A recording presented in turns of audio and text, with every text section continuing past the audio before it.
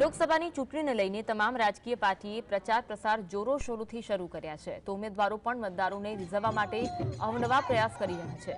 ત્યારે વલસાડ ડાંગ લોકસભા બેઠકના આદિવાસી લોકચાહના અને લોક સમસ્યાનો અવાજ બુલંદ કરવા કોંગ્રેસના ઉમેદવાર અનંત પટેલે આદિવાસી જિલ્લા એવા ડાંગમાં મતદારોને રીઝવવા આદિવાસી ઓળખ સમાન તમાસા પાર્ટીનો સહારો લઈ પ્રચાર પ્રસાર શરૂ કર્યા। ડાંગ જિલ્લાના પ્રવેશદ્વાર વઘઈ ખાતે યોજાયેલી એક જાહેર સભામાં કોંગ્રેસના ઉમેદવાર અનંત પટેલનું ભવ્ય સ્વાગત કરવામાં આવ્યું હતું, જે બાદ તમાસા પાર્ટી યોજવામાં આવી। તમાસા પાર્ટીએ ડાંગની બોલીમાં યોજાતું એક રીતનું નાટક છે, જેમાં લોકોને દરેક વિષય ઉપર સમજણ માટે એકત્રીકરણ માટેનો ઉપાય છે। ત્યારે મોટી સંખ્યામાં ગામ લોકોએ તમાસા પાર્ટીની પણ માણી હતી।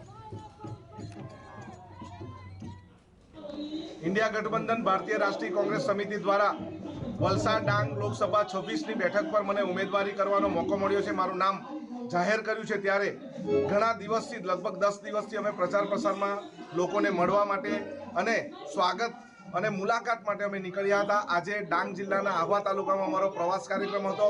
લોકો ખૂબ ઉમંગમાં છે, યુવાનો ખૂબ મોટી સંખ્યામાં અમારી સાથે જોડાઈ રહ્યા છે, બહેનો વડીલો અને જેમને બેરોજગારીની સમસ્યા છે, આ વિસ્તારમાં ડેમ બનવાની સમસ્યા માટે અમારી સાથે જોડાયેલા આંદોલનકારીઓ સંઘર્ષ સમિતિ પણ અમારી સાથે જોડાઈ રહી છે।